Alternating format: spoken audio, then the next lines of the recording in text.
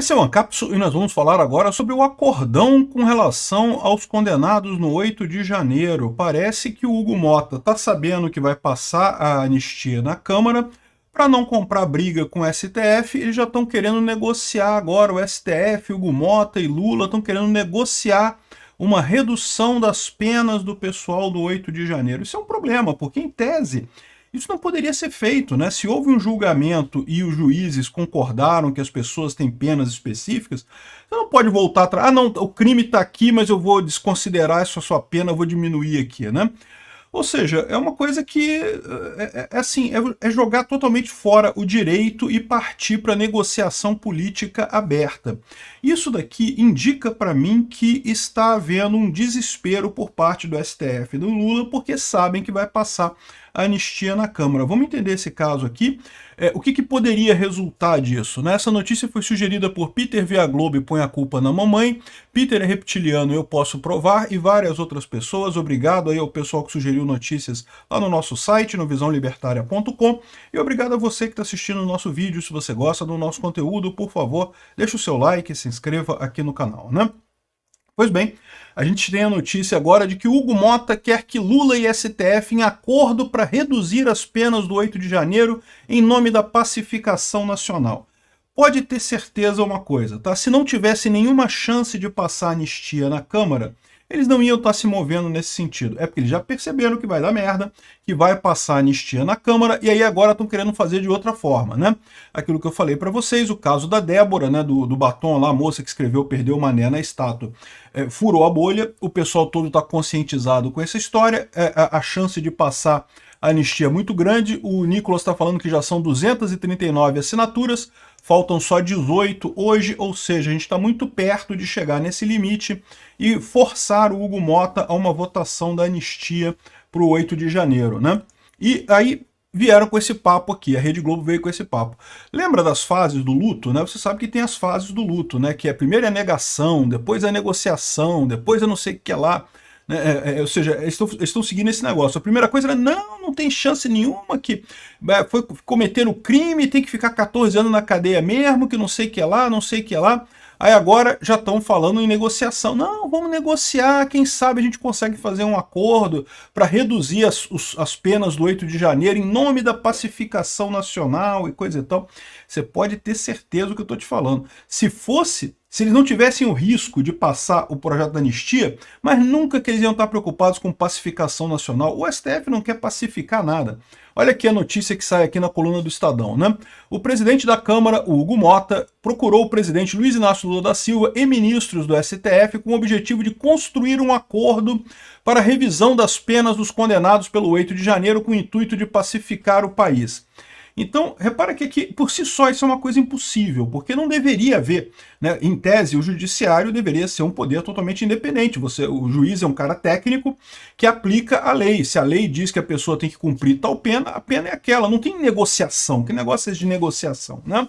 Então, de novo, eles estão querendo uma coisa aqui que, em tese, é impossível, mas a gente já sabe que o STF, a essa altura do campeonato, já está fazendo pura política, não está fazendo mais nada de direito, já ignorou as leis, já ignorou todo o devido processo legal, então estamos nisso, né? O deputado, o Hugo Mota, o presidente da Câmara, já conversou com pelo menos 5 ministros da Corte, Alexandre de Moraes, Luiz Fux, Dias Toffoli, Barroso e Gilmar Mendes. Além disso, na viagem, conversou com Lula e não sei o que lá. O Mota não fala nada sobre isso, né? E aí, lógico, o jornal Estadão fala que não, porque a pesquisa divulgada mostrou que 56% dos brasileiros são contra a anistia. Eu já expliquei para vocês que essas pesquisas são furadas, as perguntas que eles fazem não foram se você é a favor da anistia ou não. Eles perguntam se você acha que quem foi condenado pelos crimes do 8 de janeiro deve cumprir a pena. Ou seja, a impressão que a pessoa tem é, se a pessoa foi condenada, ela tem que cumprir a pena, né? Ou seja, né, é errado, eles fizeram a pergunta de forma específica para obter a resposta de que a pessoa é contrária àquilo, né? Então, só que o Mota está querendo fazer isso aqui, um acordo para separar o joio do trigo e garantir que o Supremo faça um ajuste nas condenações propostas. Ou seja, qual que é o problema deles aqui? O problema deles aqui é aquilo que eu falei para vocês. O caso da Débora explorou muito claramente. Não é o único caso, não. Tá? Eu estou para dizer para vocês que se você pegar todo o pessoal que foi condenado a penas de 17, 14 anos de cadeia pelo STF, a maior parte ali se enquadra no mesmo caso da Débora, ou seja, não tem prova nenhuma que tenham feito alguma coisa, tem uma foto deles em algum lugar lá que prova que eles estavam lá, e só isso, nada além disso, né? E este é o problema do STF, como eu falei para vocês. Se eles liberarem para a Débora, eles vão ter que liberar para praticamente todo mundo. E se eles liberarem para praticamente todo mundo, então cadê o golpe? Porque se todo mundo foi inocente naquele negócio, tinha só meia dúzia de gato pingado que eles conseguiriam provar que realmente, sei lá, o cara que quebrou o relógio, aquele cara que quebrou o relógio, pô, tá evidente que ele quebrou o relógio ali. É um absurdo mesmo que ele fez. Ele teve outros casos de pessoas que efetivamente quebraram coisas que não tem o que dizer, né? Esse pessoal acabaria condenado mesmo. Mas aí ia ficar um caso muito fraco, né? Como é que eles iam condenar o Bolsonaro também nessa história? Se tem só meia dúzia de gato pingado e a maior parte nem queria golpe, como é que vai dizer que o golpe é do Bolsonaro? Entenda, esse é o problema do STF. Eles não têm problema em aliviar para o pessoal do 8 de janeiro. Inclusive, eu já falei para vocês que eu acredito que a expectativa deles é que depois que condenarem o Bolsonaro, o próprio STF planeja dar perdão para todo mundo do 8 de janeiro, mas só depois de condenar o Bolsonaro.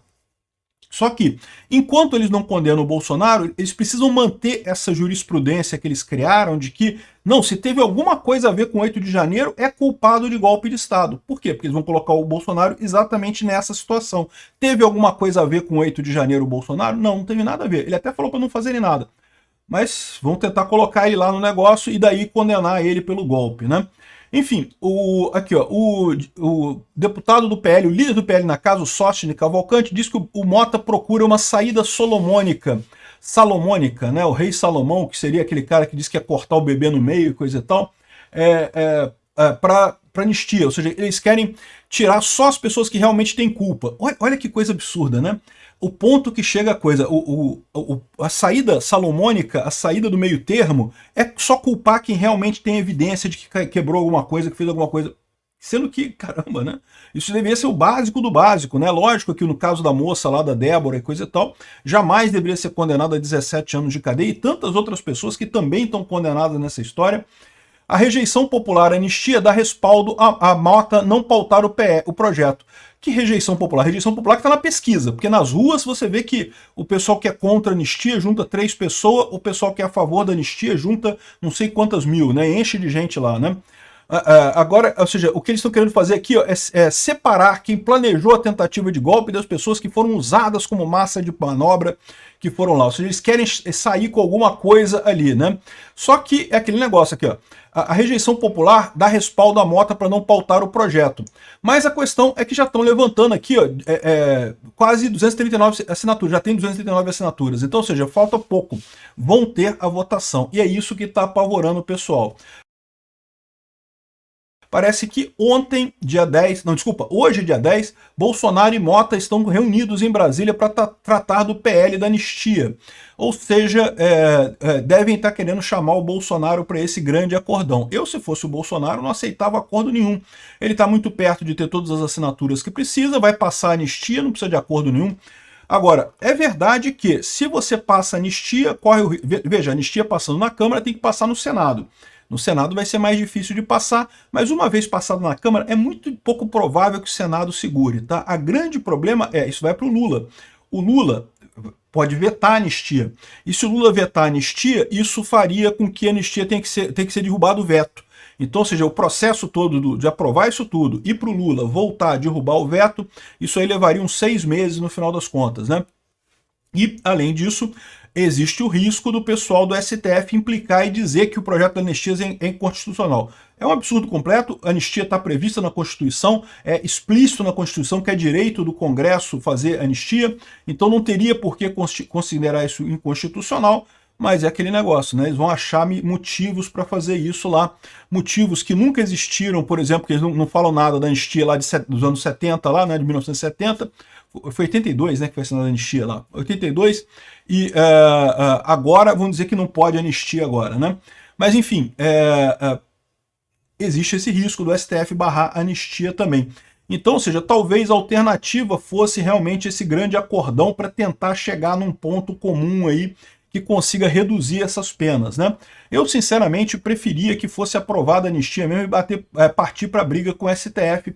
É o que tem que acontecer, tem que desgastar muito o STF, ele está cada vez mais desgastado. Desgastar o STF implica em mais votos para a direita.